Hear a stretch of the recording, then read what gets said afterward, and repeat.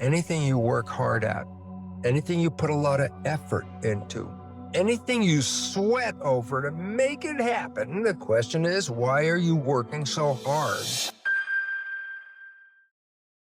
The answer is your programs and your subconscious don't support that. When you're thinking, that's conscious mind, creative. I'm thinking. If your conscious mind is driving the vehicle, let's say you're controlling your nervous system, controlling your behavior, you got the hands on the wheel, you're driving the car with your wishes and desires. I want to go here. I'm going to go do that. And I say, great, wishes and desires. Let's say you're walking down the street and then all of a sudden you have a thought. The conscious mind at this moment, is it paying attention to the walking on the street or did it go inside your head and look for the answer? That's a question. The moment the conscious mind went ahead, it's not paying attention to what's going on the outside, is it? When my conscious mind is in thought, my subconscious by default becomes autopilot.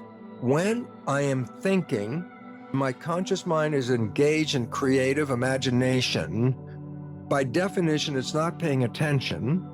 And whatever behavior I'm engaged with at that moment is now going to be run by what? Subconscious program, autopilot. When you're thinking, autopilot, subconscious is in control. How much of the time are we thinking? The average person, 95% of the day has a thought going on, which means 95% of the behavior during that day is programmed and managed by the subconscious. Your life is not controlled by the conscious mind, which is wishes and desires. Okay, it's controlled by the subconscious, which has been programmed by observing other people. And then your life becomes an expression of their behavior. The programming of your subconscious started in the last trimester of pregnancy and was intense from year 0, 1, 2, 3, 4, 5, 6, and by 7 starts, the programming is less. So the first 7 years are programming, okay? And you say, but how do I know what the programs are? 95% of your life comes from the subconscious. Point? Your life is a printout of your subconscious programming. So you don't need to go back in your life to find out who did what to create the life that you have. All you have to do is look at the life you have because it is an expression of your programs. The things that you like that come into your life easily are there because you have programs to encourage and support that. Anything you work hard at, anything you put a lot of effort into, anything you sweat over to make it happen, the question is, why are you working so hard? The answer is your programs and your subconscious don't support that. What if, and this is not a what, it's a can do, what happens if I change or rewrite my subconscious? What if you took all the negative behaviors that are interfering with your life and rewrote them with very positive behaviors, with wishes and desires that are the same as the conscious mind, so that either the conscious mind or the subconscious mind are both operating from wishes and desires? Whether you're paying attention or not paying attention, you're still playing wishes and desires. And so in other words, you can have a honeymoon life the rest of your life every day. The only reason you lost the honeymoon is because you went back and got caught up in playing the old tapes and sacrificing and sabotaging yourself without even you seeing it, and the honeymoon ends. If you had rewritten the subconscious program so that they conform and aligned with your wishes and desires, then it wouldn't make any difference if you're thinking or not thinking. Your behavior in both situations would always lead you to the full happiness of the honeymoon experience as a way of life every day of your life. We look at our lives. We have wishes and desires, conscious mind. We have subconscious program, as psychologists tell us, running 95% of the time, downloaded from other people and sabotaging our lives. Now we can identify the programs by just looking at your life and saying, where's the part that you want to happen that's not working? And then test your subconscious for whether it supports those beliefs or doesn't support those beliefs. And if it doesn't support what you want, then you can rewrite it.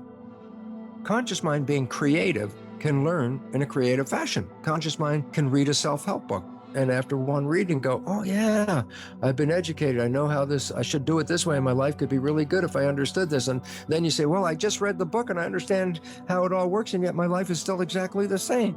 You can go to the lecture, you can read the book, you can watch the video, you can even just go, aha. And the conscious mind, being creative, can learn just from simply that. Read the book, it learned. I go, what about subconscious? I go, it's a habit mind. I said, well, how do you create a habit? I go, Reading the book once is not a habit. So what's the point? The self-help book you read was picked up information-wise, educated, and enhanced your conscious awareness, and yet didn't touch any of your subconscious programs. You have the same behavior you had before you read the book, after you read the book, okay? Why? Conscious mind learns by reading the book. Subconscious habit, you don't learn from that one reading of the book. Here's the 3 things to rewrite your subconscious. Number 1, how did it learn in the first 7 years, the programmable period? I say, oh, the brain was in a low vibrational frequency called theta, which is hypnosis. So I say, oh, so if I use hypnosis, I can download a program. I can say, yes, you can. That's how you can do it. The vibration of theta is a low vibration. It's below consciousness, which is alpha. And a higher vibration in alpha is beta, which is like schoolroom studying, work mind, work consciousness. The next one down is more calm, is alpha. When you go down below alpha, theta, which is the hypnosis or imagination phase as well, because children in that theta period, first 7 years, mix the real world and the imaginary world seamlessly. And that's because theta is imagination and reality mix. And then below theta is a one lower vibration called delta, which is absolute sleep. Every day when you wake up, you're coming from delta, the lowest vibration, just as you're waking up in the morning, just as you're coming out of sleep, the immediate, groggy period in that beginning, that's theta. That's where imagination and hypnosis and reality start to mix together. Every day, when you're going to bed or when you're waking up, you go through a zone of theta. Naturally, from sleep vibration delta, the lowest, to waking up, you have to go through theta. Theta is imagination. So guess what? If you put earphones on and play a program as you're going to bed, just as your conscious mind lets go and is not paying attention to the program at this point, you're really going off into sleep. Theta is engaged. And what's theta doing? Taking the program and downloading it into the subconscious mind, because that's what theta does, hypnosis, bypassing the conscious mind, which just went to sleep.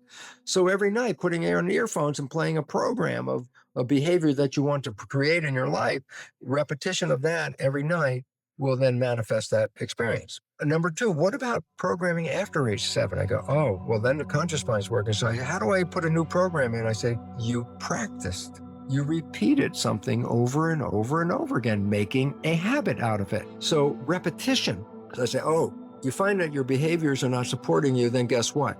Generate a behavior that represents supporting you and repeat it just like a player on a sporting team. Go out and do the practice. Just repeat it and repeat it and repeat it. Even if it's not real at the time, it will become real as it becomes downloaded as a program. Your subconscious will take that program and then use it to manifest life from it. There's a whole listing of belief change modifications. And these belief change modalities all involve something called super learning. And what's relevant about them is these are practices where you can rewrite a subconscious belief in about somewhere between 5 and 10 minutes. A belief you may have had 40 years affect your life. Using some of these technologies, you can rewrite that belief, make a positive belief out of it in anywhere between 5 and 10 minutes. Yes, we've been programmed. The vast majority of the programs are negative and disempowering. So yes, the vast majority of people on this planet are having that negative experience as well. So the next most important thing now is to recognize, well, if I'm not getting what I want, is it because the universe is not giving it to me? And the answer is almost inevitably no. It's because your own program that's invisible, operating 95% of the day, is keeping it away from you.